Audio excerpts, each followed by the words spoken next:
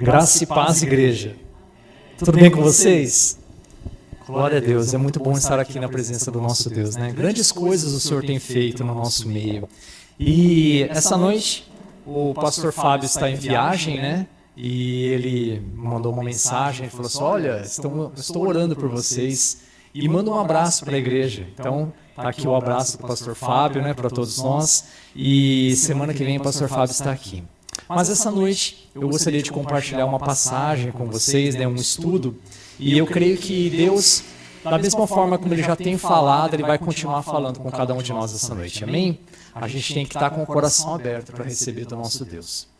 Convido os irmãos a estarem abrindo as suas Bíblias ou acessando as suas Bíblias lá no livro de Jeremias. Livro de Jeremias, é lá no Antigo Testamento, logo depois de Isaías. Está lá Salmos, Provérbios, depois vem Isaías e depois vem o livro de Jeremias. Jeremias, no capítulo 18, tem uma passagem muito conhecida. Só da gente estar olhando para a imagem, já dá para a gente saber mais ou menos do que se trata, né? Então, Jeremias 18, eu vou estar lendo o início do 1 ao 6. Amém? Jeremias 18, de 1 a 6. Eu vou estar lendo na NVI e vocês acompanham na versão que vocês tiverem disponível. Amém? Esta é a palavra que veio a Jeremias, da parte do Senhor. Vá à casa do oleiro, e ali você ouvirá a minha mensagem. Então fui à casa do oleiro e o vi trabalhando com a roda. Mas o vaso de barro que ele estava formando estragou-se em suas mãos. E ele o refez moldando outro vaso de acordo com a sua vontade. Então o Senhor dirigiu-me a palavra. 6. Ó comunidade de Israel, será que eu não posso agir como vocês, como fez o oleiro? Pergunta o Senhor. Como barro nas mãos do oleiro, assim são vocês nas minhas mãos, ó comunidade de Israel. Amém. Essa passagem ela é muito conhecida, né? E ela usa como ilustração a figura de um vaso de barro. E o vaso de barro é uma coisa muito bacana, né? Ele é usado muito na jardinagem, né? Existem aqueles vasos industrializados, sabe aqueles que é muito perfeitinho, que é tudo certinho, que vem numa forma? Mas existem aqueles vasos que são artesanais, aqueles vasos que realmente são feitos ali na mão do oleiro. E esses vasos, eles têm um charme, né? Porque você olha para eles, é um algo meio rústico, na verdade. É um algo assim perfeito. Ele tem uma aparência de ser forte.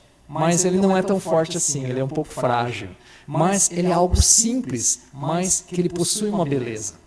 Esse é um vaso, né, produzido da mão de um oleiro. E é interessante que a Bíblia, ela usa muito essa ilustração de vaso com as nossas vidas também. E tem essa semelhança, né? Ele compara as nossas vidas com esse vaso. Então, olhando para esse vaso, nós temos uma vida imperfeita também, como um vaso, nós aparecemos ser fortes, mas ao mesmo tempo nós somos frágeis, né? Uma doença pode estar nos derrubando com muita facilidade, e aí muitas vezes a gente é difícil de lidar com aquele barro que é difícil de moldar, então as nossas vidas é assim também, nós temos problemas, nós precisamos ser corrigidos, e muitas vezes, né, nós temos a nossa beleza também.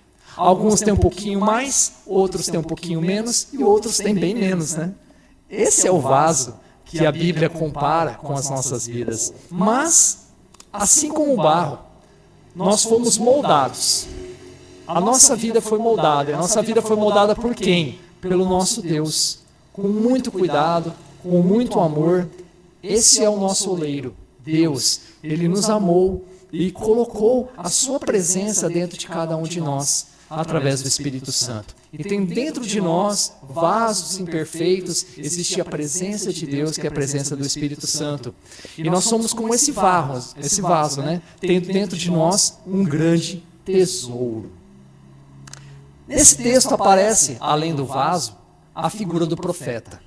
E aí, no caso aqui, é o profeta Jeremias. E eu parei para pensar, qual é o papel de um profeta? O que um profeta faz, né? Na Bíblia tem vários profetas, e qual era a função principal deles? O profeta, resumidamente assim, a função dele é não deixar que a gente chegue no fundo do poço. O profeta vai ser aquela pessoa que vai nos alertar. É aquela pessoa que vai dizer, olha, ainda dá tempo de se arrepender. Hoje é o tempo de mudar de vida. Hoje é o tempo daquele mal que poderá acontecer na sua vida não acontecer. Hoje é o tempo de esperança. Nós precisamos continuar. Nós não podemos estar do mesmo jeito que nós estamos. Então, esse é um papel de um profeta usado pelo Senhor. É aquele que vai realmente nos motivar, é aquele que vai nos dar palavras de incentivos, assim como o Guilherme testemunhou aqui essa noite.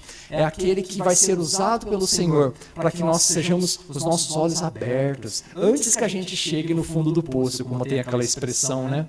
Mas o profeta Jeremias, aqui nessa passagem, ele tinha um papel específico. E qual era o papel específico de Jeremias? Era alertar uma nação, a nação de Israel. O papel principal de Jeremias era alertar, porque Israel tinha um coração rebelde. Israel, ela estava se afastando da vontade de Deus. E por isso ela iria ser julgada. Então o papel de Jeremias nessa história era repreender a Israel e falando, olha Israel, tem um juízo para você. Algo vai acontecer se você não mudar a sua conduta. Mas qual foi esse erro de Israel? O que Israel tinha feito de tão errado que precisou Jeremias estar lá alertando a eles? Israel era a nação escolhida de Deus, né? Mas Israel resolveu fazer aliança com outras nações a fim de conseguir proteção. Israel, ela se aliou com o Egito, com a Síria, com a Babilônia, tudo para conseguir proteção. Só que nessas alianças, Israel acabou importando os costumes daquelas nações, a religião daquelas nações, os deuses daquela nação, e aí Israel acabou sendo contaminada por essas alianças. Mas esse não era o propósito de Deus, ao contrário. O propósito de Deus para Israel era que ela permanecesse firme nos caminhos dele, né? Porque Deus tinha um plano para Israel, e não era para Israel se corromper dessa maneira. E aí Deus decide, né, que haveria um juízo sobre Israel. Provérbios 16, de 1 a 2, fala assim: ao homem pertencem os planos do coração, mas do Senhor vem a resposta da língua. Todos os caminhos do homem lhes parecem puros, mas o Senhor avalia o espírito. Essa passagem é muito conhecida. Fala que o homem faz muitos planos. Isso é bom, isso é saudável. Nós temos que fazer planos, sim. Nós temos que planejar a nossa vida, sim. Mas está falando aqui que, da mesma forma que aconteceu com Israel, Deus avalia os nossos planos. Deus olha para a nossa vida e fala assim, olha, esses planos aqui, será que é isso mesmo que eu quero para você? Então Deus avalia os planos. Mas por que Deus avalia os nossos planos? Por que Deus se interessa tanto pelos nossos planos? A resposta está no próprio livro de Jeremias, lá no 29:11, que fala assim: porque sou eu que conheço os planos que tenho para vocês. É Deus falando para Israel. Porque sou eu que conheço os planos que tenho para vocês, diz o Senhor. Planos de fazê-los prosperar e não de lhes causar danos. Planos de dar-lhes esperança e um futuro. Nosso Deus é maravilhoso. Os planos para as nossas vidas, da parte de Deus, é isso. Prosperar, não causar danos, esperança, um futuro na mão do nosso Senhor. Então, Deus tem o melhor para cada um de nós. Quem crê nisso? Eu creio. Deus é um Deus amoroso. E só que nós temos que perceber tudo isso. Nós precisamos passar por etapas, fases e processos na vida cristã. Para que nós possamos realmente entender tudo isso que Deus tem para nós, nós precisamos passar por fases, etapas e processos na nossa caminhada cristã. E é um pouco sobre isso que eu vou falar essa noite com os irmãos. Existem fases, etapas e processos que precisam ser respeitados. Precisam ser respeitados.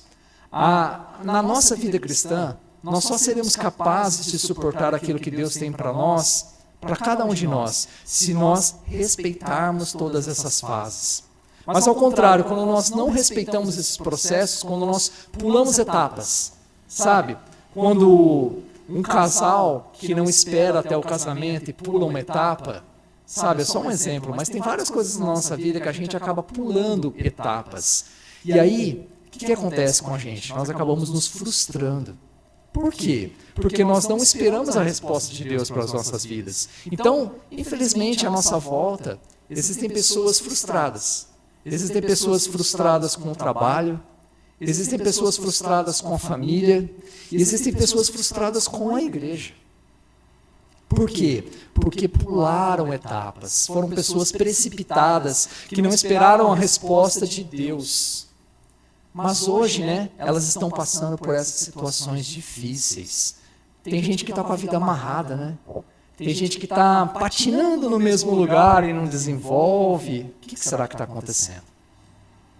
E um bom exemplo, onde existem essas etapas, essas fases, esses processos, é lá na casa do oleiro, que nós acabamos de ler aqui em Jeremias 18.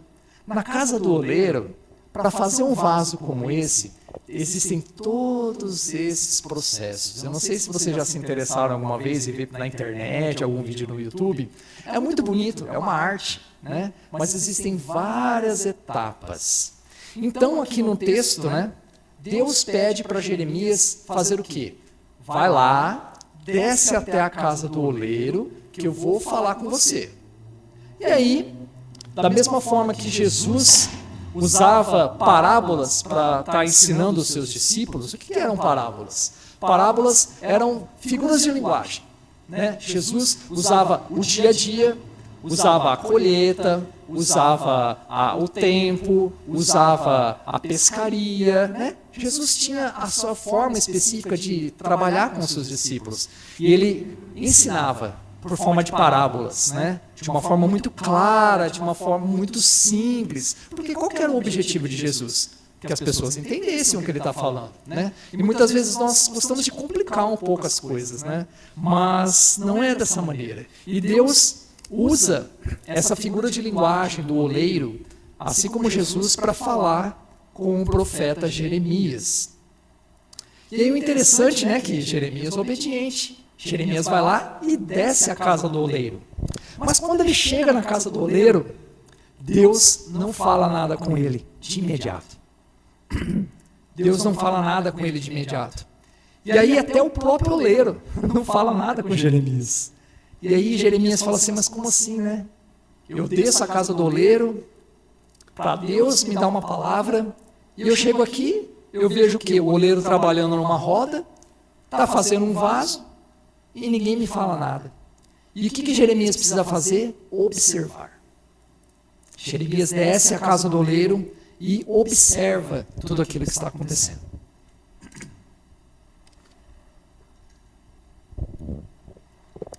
E é nesse tempo que nós chegamos em uma etapa muito importante, que é a etapa de observar.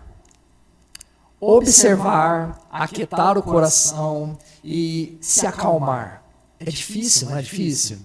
Por quê? Porque nós somos agitados. Nós gostamos das coisas rápidas. Nós não gostamos de ficar assim esperando o que vai acontecer, A nossa vida é dessa maneira. Tudo parece que tem que ser para ontem, Mas Jeremias precisou ficar quietinho e precisou experimentar aquela situação, ele entender tudo aquilo que estava acontecendo.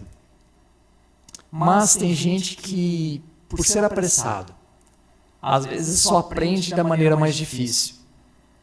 Tem gente que, por ser apressado, muitas vezes quebra a cara, E tem gente que só aprende dessa maneira. Parece que tem que passar por uma dor, parece que tem que passar por uma prova, para que aí sim ela entenda o que ela tem que fazer.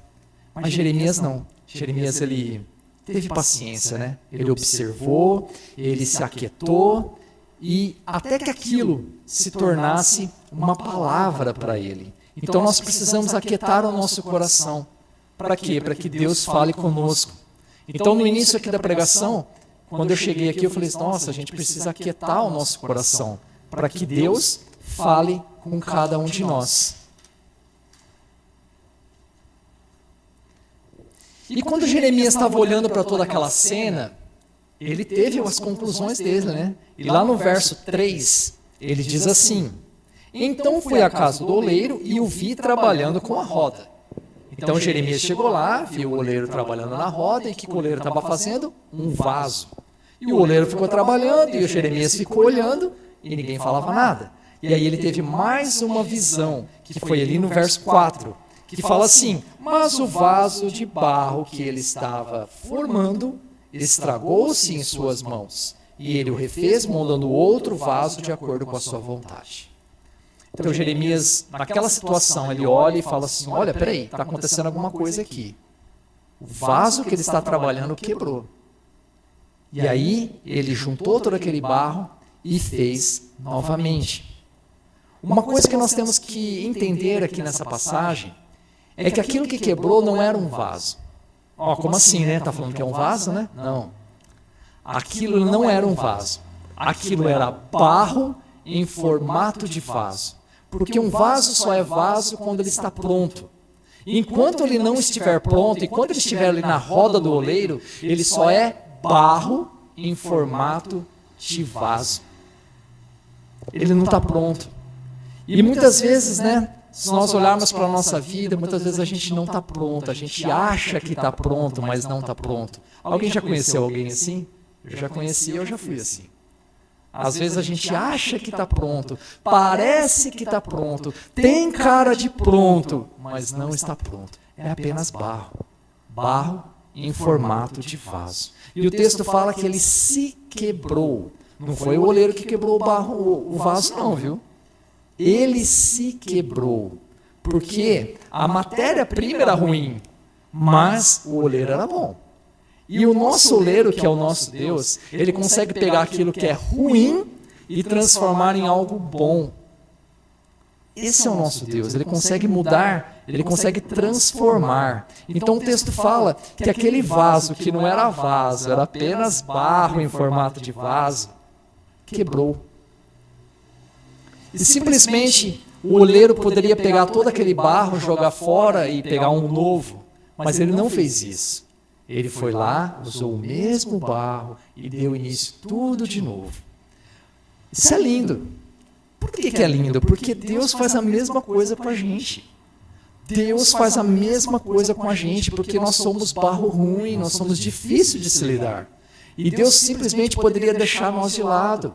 E o mundo faz isso com a gente. Quando a gente quebra, a gente não tem mais valor para o mundo.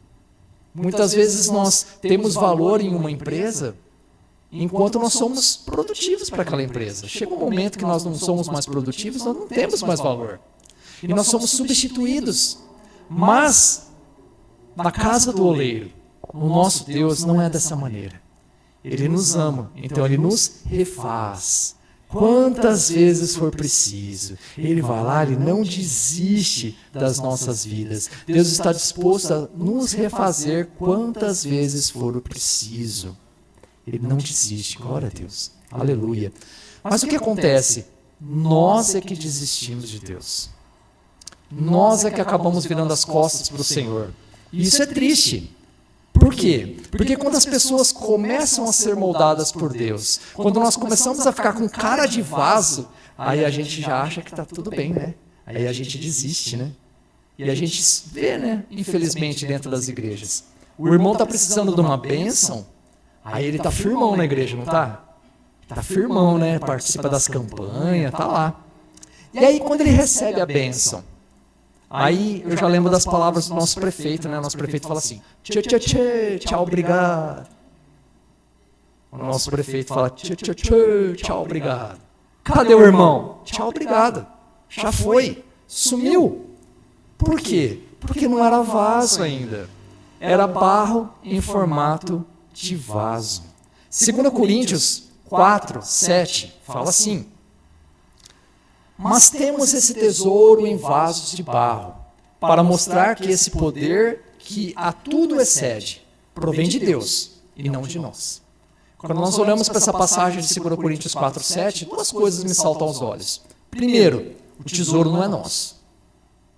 Está falando que o tesouro é de Deus, que a gente é o vaso. E segundo, Deus não vai guardar tesouro em vaso que não está pronto. Deus não vai guardar tesouro em vaso mole, porque vaso mole não guarda tesouro. Ele vai guardar tesouro em vasos prontos. É um vaso que tem capacidade para guardar esse tesouro. Então, logo no início, né, eu falei para vocês que nós somos esse vaso cheios da presença de Deus. Mas para nós estarmos cheios da presença de Deus, primeiro nós temos que estar prontos. Temos que passar pelos processos. Só quem consegue enxergar isso em nós é o próprio Deus. Porque muitas vezes as pessoas não enxergam isso na gente, né? O valor que nós temos. Mas no coração de Deus, Ele já enxerga esse valor. Deus já sonhou com cada um de nós, mesmo antes de nós existirmos. Ele quer que os nossos planos se tornem realidade, né? Dentro da vontade dEle. Deus é o único que pode pegar, né? Como eu falei, o barro ruim e transformar em algo bom. Se nós quebrarmos longe das mãos do oleiro, nós somos jogados fora, assim como o mundo faz. Mas se nós quebrarmos nas mãos do oleiro, né, ele nos refaz. Ele nos refaz. Então nós não podemos abandonar a Deus no meio do processo. Por quê? Porque se nós chegarmos a essa situação de quebrar, cadê Deus? Né? Cadê o oleiro para nos refazer? Então, uma vez eu ouvi uma frase, e é uma frase muito forte. É uma frase que a primeira vez que eu ouvi, eu falei assim, pera lá, é isso mesmo? A frase é a seguinte: a vida cristã é um caminho sem volta. Alguém já ouviu isso? Eu já ouvi na lata, na minha cara. Eu falei, poxa. Aí eu falei, então eu tenho que entrar firme nessa vida aí, porque é sem volta. A vida cristã é um caminho sem volta. Porque a partir do momento que nós desistimos do processo, a partir de nós largamos o Senhor para trás, a gente volta para o mundo. Então aquela presença de Deus, ela não existe mais em nós. Então Jesus trabalhou, vou dar um exemplo para vocês. Jesus trabalhou com os seus discípulos por 3 anos. Durante 3 anos, Jesus caminhou junto com os seus discípulos, ensinando a eles, né? E aí, quando os seus discípulos já estavam com cara de vaso, quando os seus discípulos já estavam ali, mais ou menos pronto, Jesus fez o quê? Chamou eles e falou assim, agora vocês voltam para Jerusalém e fica lá quietinho. Espera lá em Jerusalém, até que termine o processo. Agora imagina como que foi, né? Os discípulos receberem, né, essa notícia. Como assim? Agora que nós vamos trabalhar, o Senhor fala para a gente recuar? Fala para a gente voltar para Jerusalém e ficar quietinho lá? Porque eles iriam passar por uma próxima etapa. Eles iam passar por mais um processo. E se lembra quando eu falei que para fazer um vaso existem vários processos? Depois que o oleiro acabou de moldar aquele vaso, o que ele faz? Ele pega o vaso e coloca no forno. E aí ele fica lá com fogo, até que aquele barro se cure, né? E aquele barro endureça e ele fique pronto. Então os discípulos, eles precisaram ficar em Jerusalém para que eles pudessem passar pelo fogo, por esse processo. Quem me falou aqui no momento do louvor, né? Lá em Atos, de 1 a 8, Jesus fala assim, mas receberão poder quando o Espírito descer sobre vocês, e serão as minhas testemunhas em Jerusalém, em toda a Judéia e Samaria, e até os confins da terra.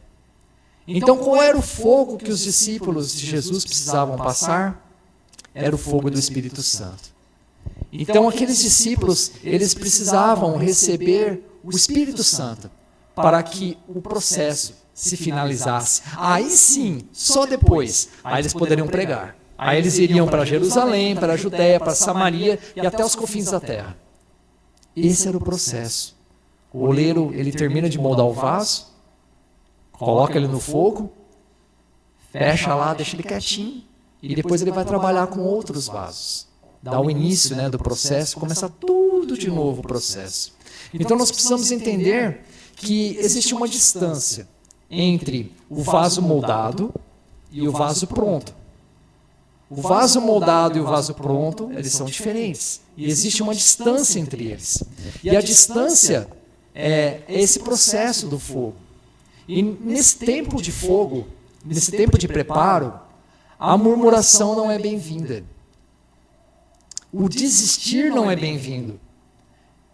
Por quê? Porque existem lutas, existem provas, e muitas vezes essas lutas e essas provas, elas servem para desenvolver a nossa maturidade, o nosso crescimento nessa caminhada cristã. Então, nessa fase, não é fácil, né? Nessa fase, muita gente desiste. Nessa fase, tem muito crente que racha. Aí o crente reclama, aí o crente quer mudar de igreja, aí o crente começa a fazer comparação, aí começa a falar por que fulano pode e por que eu não posso. O crente não quer esperar o tempo dele de maturidade para ele ser usado. É nesse tempo onde nós somos provados pelo fogo, é que muita gente fica pelo caminho. Muita gente. E aí a gente fala assim, poxa vida, não estava um vaso aqui comigo? O que aconteceu? Não aguentou o processo. E ele acabou ficando pelo caminho. Em Atos 2, de 1 a 4, eu gostaria de ler com os irmãos. Segura Jeremias aí, ó. Coloca o dedo aí na sua Bíblia, segura Jeremias que nós vamos voltar. Mas eu queria ler com vocês Atos. Atos lá no Novo Testamento, Mateus, Marcos, Lucas, João, Atos, capítulo 2. Eu vou ler de 1 a 4. Fala assim: chegando o dia de Pentecostes, estavam todos reunidos num só lugar. De repente veio do céu um som, como um vento muito forte, e encheu toda a casa na qual estavam assentados. E viram que parecia línguas de fogo, que se separavam e pousavam sobre cada um deles. Todos ficaram cheios do Espírito Santo. E começaram a falar outras línguas, conforme o Espírito os capacitava. Glória a Deus. Essa passagem é maravilhosa. Essa passagem declara, né, qual foi o fogo que aqueles discípulos de Jesus passaram. Eles receberam o fogo do Espírito Santo. E aí, a partir desse momento, qual foi o resultado? Daqui para frente, como foi a vida desses homens, né? Daqui para frente nós podemos ver uma grande mudança na vida de cada um deles, principalmente em um era o que mais se destacava, né? Que era Pedro. Pedro era o discípulo que mais se destacava, né? Por quê? Pedro foi o que teve a maior mudança de vida. Pedro era barro duro. Pedro precisou ser moldado e remoldado várias vezes pelo Senhor. Pedro era difícil de se lidar. Pedro foi um discípulo que negou Jesus. Pedro foi aquele que puxou a espada, né, para o soldado que veio prender Jesus. Pedro, ele mostrava claramente que ele não estava preparado. Pedro não estava preparado para cumprir o seu chamado. Mas a partir desse momento que nós lemos ali em Atos 2, onde os discípulos recebem o Espírito Santo, Pedro é outra pessoa, né? Deus não desistiu de Pedro. Para muitos, Pedro ainda era um vaso mole, mas para Deus, Pedro já era um vaso pronto, lá no livro de Atos. Lá no livro de Atos.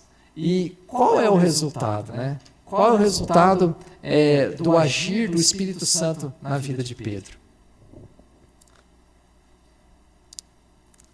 Pedro ficou pronto. E aí ele pôde ser usado. Enquanto os muitos só conseguem ver defeitos na nossa vida, Deus consegue ver a beleza, né? Deus consegue ver o tesouro que existe em nós. E aí, quando Pedro estava pronto, ele prega. Ele prega a uma multidão. E lá em Atos 2,41 fala assim, que os que aceitaram a mensagem foram batizados. E naquele dia houve um acréscimo de cerca de 3.000 pessoas. Vocês já pararam para pensar nessa passagem? Pedro, um homem, né, normal, pescador, mas que passou por todo o processo, agora cheio do Espírito Santo, dá uma pregação. Assim como eu estou fazendo aqui nesse momento, né? Traz uma palavra, fala de Jesus, e nessa pregação só 3.000 pessoas se convertem. Apenas. 3.000. Nossa, eu acho que se eu fizer uma pregação e uma pessoa se converter, eu já dou glória a Deus, aleluia. E Pedro, só 3.000 na primeira pregação dele. Por quê? Porque ele cumpriu todos os processos. Pedro era um vaso pronto. Era um vaso pronto. Por isso que nós não podemos desistir no meio do caminho. Por isso que nós não podemos pular etapas, nós temos que passar por todas as situações. Por quê? Para Deus nos usar, para Deus nos encher do seu tesouro. Amém? Glória a Deus. E o que aconteceu, né? Por que aconteceu isso? Porque era o tempo certo. Essa palavra é muito forte. Tempo certo. Não é qualquer tempo, é o tempo certo. Como é gostoso a gente ter o trabalho na hora certa, no tempo certo. Como é gostoso nós temos a promoção na hora certa. Nós temos o casamento na hora certa, nós temos os filhos na hora certa, nós temos o nosso ministério na hora certa, nós temos as responsabilidades na hora certa. Quando nós experimentamos o tempo certo, tudo é melhor. O sabor é melhor. Não tem como a gente colher uma fruta que ela não está no tempo da colheita. Não tem como. Por quê? Aquilo que era para ser doce nas nossas bocas acaba sendo amargo, né? Acaba travando, né? Tem uma fruta que eu gosto muito, que é o tal do caqui. Já comeram caqui verde? Caqui verde parece que dá um arrepio até no cérebro. Porque ele não está pronto. Não é tempo da colheita, né? Mas tudo que é no tempo certo é muito melhor. Então, tudo tem o seu tempo, não é verdade? Então, não adianta a gente querer correr a corrida que não é para nós. Não adianta a gente querer correr, não, eu vou correr essa corrida. Não, calma, essa corrida não é sua. Não corre essa corrida não, porque ela não é sua. E não adianta a gente tentar ficar comparando as nossas vidas com aquele que já está pronto. Porque ele teve o tempo dele. E nós também teremos o nosso tempo. Nós também teremos o nosso tempo. Então, não adianta a gente querer achar que tudo tem que ser do nosso jeito. Tem o tempo de Deus. Tem o tempo de Deus. Alguns vão ser um pouquinho mais rápido. Outros vão ser um pouquinho mais lentos. Cada um tem o seu tempo. Mas todos vão ficar prontos. Todos vão ficar prontos. E por que todos vão ficar prontos? Porque essa é a vontade de Deus. Essa é a vontade de Deus para as nossas vidas. Por mais que demore o processo na vida de cada um, a vontade de Deus é que todos fiquem prontos. E não é todes, é todos. Todos fiquem prontos. Todos cheguem à maturidade. Todos sejam cheios do Espírito Santo, desse bom tesouro que Deus tem para cada um de nós. Então, no tempo certo e na hora certa, Deus fará acontecer. Quem crê? Ah, Deus, mas não podia ser amanhã, às 7 horas? Aí Deus vai falar assim, só que não. Tem o meu tempo. Tem o meu tempo. Mas tem muito a ver com nós também, não tem? Por quê? Nós precisamos nos posicionar.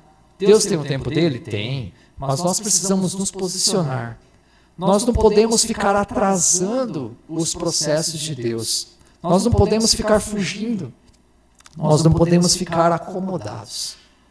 E tem uma frase que eu também gosto de falar, e eu já falei várias vezes aqui. Eu tenho um medo. E qual é esse medo? O meu medo é só estar vivendo hoje aquilo que Deus queria que eu vivesse há anos atrás. Por causa da minha teimosia, por causa da minha dureza de coração, eu não estou vivendo aquilo que Deus queria que eu vivesse há anos atrás. Eu atrasei o processo de Deus. Então, será que hoje, se você parar para pensar na sua vida, será que o que você está vivendo com Deus hoje já era para você ter recebido muito antes? Será que Deus já não tinha algo para você muito lá atrás, no início da sua caminhada cristã? Mas muitas vezes nós atrasamos os processos de Deus. E para nós terminarmos, já entramos no final aqui, volta lá para Jeremias. E eu vou ler o finalzinho dessa passagem, quando Deus fala com Jeremias, para a gente fechar o sentido, né? Porque Jeremias falou para o profeta descer à casa do oleiro, porque ele lhe daria uma palavra. E Deus deu uma palavra para Jeremias. Então eu vou ler com vocês agora do 7 ao 11. Amém? Então Jeremias 18, de 7 a 11, que fala assim: se em algum momento eu decretar que uma nação ou um reino seja arrancado, despedaçado e arruinado, olha, Deus está falando sobre coisas ruins aqui. E se essa nação que eu adverti converter-se da sua perversidade, então eu me arrependerei e não trarei sobre ela a desgraça que eu tinha planejado.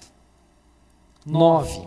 E se noutra ocasião eu decretar que uma nação ou um reino que seja edificado e plantado, agora coisas boas, edificada e plantada, e se ele fizer o que eu reprovo e não me obedecer, então me arrependerei do bem que eu pretendia fazer em favor dele. 11. Agora, portanto, diga ao povo de Judá e aos habitantes de Jerusalém: assim diz o Senhor, estou preparando uma desgraça e fazendo um plano contra vocês. Alguém sabe que plano é esse? Cativeiro, né? Lá na Babilônia. Então, Deus já está adiantando aqui para o povo, né?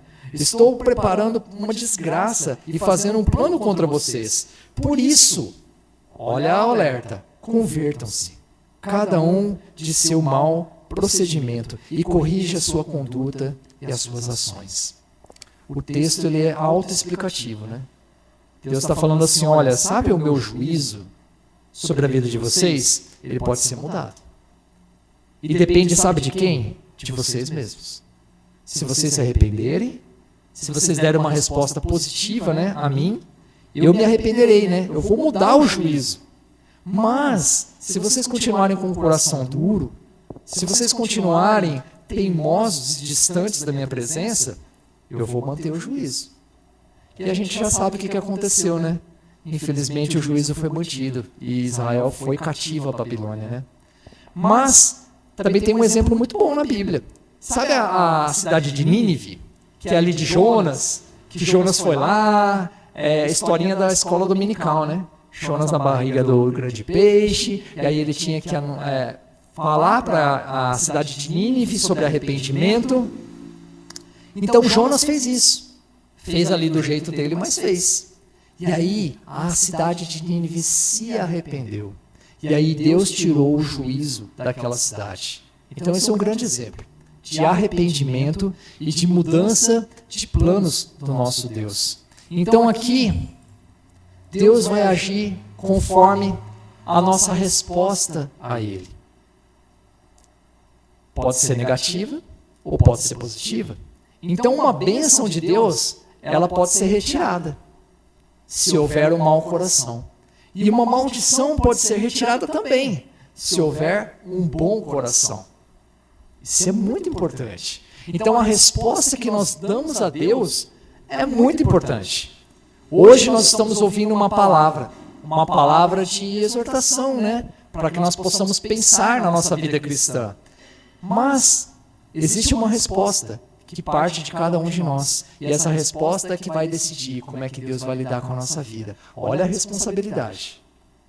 Olha a responsabilidade que nós temos aqui essa noite, né? Qual é a nossa resposta para Deus? Todos nós, como barro, seremos moldados, né, pelo oleiro.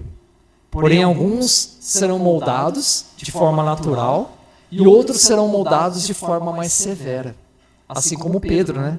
Pedro precisou ser moldado e remoldado, moldado e remoldado. E tem muita gente que tem a cabecinha dura e precisa ser moldado e remoldado, moldado e remoldado. Mas tem outros que não. Tem outros que se entregam para o Senhor, né? Tem outros que realmente deixam o Senhor agir na vida, né? E aí as coisas fluem. Amém? Então quebrar, infelizmente, não era para ser. Mas quebrar, cada um de nós, em algum momento da nossa vida, vai acabar quebrando. E o que seria o quebrar? Passar por uma dificuldade, passar por uma doença, passar por um momento de luta, de tribulação. Então isso a gente pode ser considerado como uma quebra. Então, nós passamos por isso. A nossa vida é dessa maneira. Só que existe uma grande diferença, que é quebrar com Deus e quebrar sem Deus.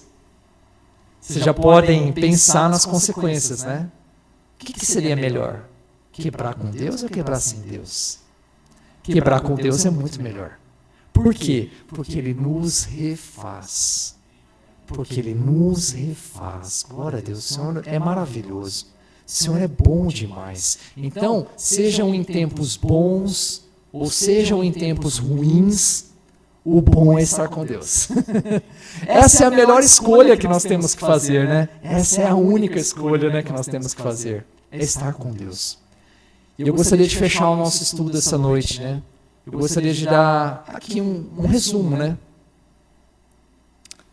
Nós somos esse barro na mão do oleiro, né? E para sermos de fato um vaso pronto, nós temos que respeitar todas as fases e todos os processos da vida cristã, dessa caminhada. E como eu falei, uns vão caminhar um pouco mais rápido, outros vão caminhar um pouco mais lentos. Por quê? Depende da nossa resposta para Deus. Tudo depende da nossa resposta para Deus. Porque a vontade de Deus é que todos nós nos tornemos esse vaso pronto. E por quê? Porque Ele nos ama. Porque Ele nos ama. E Ele amou tanto as nossas vidas que Ele entregou para quem? O que Ele entregou para nós? Devido a esse amor? Jesus. Deus entregou o seu Filho, Jesus, para morrer por cada um de nós, para tirar os nossos pecados, para nos limpar e para nos ligar, nos conectarmos com Deus. Então, o único caminho é Jesus. A única resposta que nós precisamos dar essa noite para Deus é Jesus. Jesus Cristo, Ele é o único caminho. Jesus Cristo é aquele que nos leva ao Pai. Esse é o único caminho que nós temos que permanecer firmes. Gente, a gente não segue pastor, a gente não segue religião, a gente não segue igreja tal, igreja tal, igreja tal, nós seguimos a Jesus. Ele é o único que nos conecta ao Pai. Ele é a resposta de Deus para as nossas vidas. Então, quando nós viramos as costas para Jesus, nós simplesmente viramos as costas para o caminho. Não tem como nós não termos relacionamento com Deus se nós, em primeiro lugar, não tivermos relacionamento com Cristo Jesus. E aí eu sempre deixo essa mesma pergunta, né? Sempre há tempo. Sempre há tempo. Mas existirá um momento que não vai ter mais. A gente sabe disso. Nós sabemos que virá o juízo do nosso Deus. Mas quando virá o juízo do nosso Deus? Não sei. Então ainda é tempo. Ainda é tempo. Essa é a boa notícia. Ainda é tempo. Então aquele que não conhece a Cristo Jesus, olha, hoje é tempo de se entregar a Ele. Hein? Hoje é tempo de dar início a essa maravilhosa caminhada. E aquele que já conhece a Cristo e por algum motivo se esfriou nessa caminhada, por algum motivo desistiu do caminho ou ficou parado pelo caminho mesmo, ainda há tempo. Hoje é um tempo de renovação, né? De renovarmos as nossas alianças com Deus, de renovarmos os nossos votos com Jesus. Eu creio que um dia que nós falamos sim para Jesus, né? Deu-se início a uma linda caminhada, né? Rumo ao nosso Deus e à nossa caminhada cristã. Amém? Eu oro para Deus que essa mensagem dessa noite tenha te incomodado de alguma forma. Porque a vida cristã, ela não é fácil, mas ela é maravilhosa. É aquilo que Deus tem para nós, né? É aquilo que é a vontade do nosso Senhor, né? Para que nós possamos servi-lo, né? Nós possamos estar prontos para receber o bom tesouro. Amém? Eu gostaria de orar com a igreja agora nesse momento, em resposta, né? Eu acho que a nossa oração dessa noite agora vai ser uma grande resposta para o nosso Deus. Vai ser uma resposta positiva ou vai ser uma resposta negativa? Tudo depende de você agora nesse momento. Que você possa realmente falar para Deus, olha Deus, o Senhor conhece a minha vida. E muitas vezes não está fácil, está difícil. Mas o Senhor é o único que pode me refazer tantas e tantas vezes, porque o Senhor me ama eu estou aqui essa noite. Vamos orar? Senhor meu Deus, muito obrigado, Senhor, pela Tua palavra. A Tua palavra realmente confronta as nossas vidas, Pai. E essa noite, meu Deus, a Tua palavra nos trouxe a pensar na nossa própria vida. A Tua palavra, Santo Deus, nos leva essa noite a uma reflexão e a darmos uma resposta ao Senhor. Querido Deus, o Senhor nos conhece. O Senhor nos conhece verdadeiramente. E nós sabemos, ó meu Pai, que a vontade do Senhor é boa, perfeita e agradável para as nossas vidas. Mas muitas vezes, ó Santo Deus, nós ficamos pelo caminho. Nós somos fracos, nós somos miseráveis, ó meu Pai, nós somos inclinados ao pecado. E o pecado, Santo Deus, nos afasta do Senhor. E essa noite, meu Pai, nós queremos pedir perdão ao Senhor. Senhor, nos perdoa, porque muitas vezes nós viramos as costas para o Senhor. Nos perdoa, Santo Deus, porque muitas vezes nós somos fracos e deixamos esse mundo de pecado nos levar. E nós queremos essa noite, meu Pai, reconciliar, meu Pai, com o Senhor. Renovar as nossas alianças com o Senhor. E realmente, meu Pai, encarar todo esse processo, meu Pai. Tudo aquilo que o Senhor tem preparado para cada um de nós essa noite, meu Pai. Perdoa as nossas vidas. Aceita, meu Pai, as nossas vidas no Teu altar. Escreve o Seu nome no livro da vida, Santo Deus, e nos traz realmente, meu Pai, uma comunhão verdadeira e sincera na Tua presença, meu Pai. Muito obrigado, Santo Deus, Tu és maravilhoso, Tu és fiel, o Senhor tem feito grandes coisas nas nossas vidas, por isso abre os nossos olhos, para que nós possamos realmente enxergar aquilo que o Senhor já tem feito, e que o Senhor venha a fazer ainda mais. Que nós venhamos a ser, ó Santo Deus, vasos prontos para receber o bom tesouro do Espírito Santo nas nossas vidas. Obrigado, Santo Deus, continua conosco. Ministra as nossas vidas, meu Pai. Ainda quando nós estivermos nas nossas casas, o Senhor continue a falar conosco. Em nome do Seu Filho Jesus oramos. Amém. Amém? Glória a Deus. A palavra de Deus é maravilhosa. A palavra de Deus é a única que tem o poder de transformar as nossas vidas. Amém?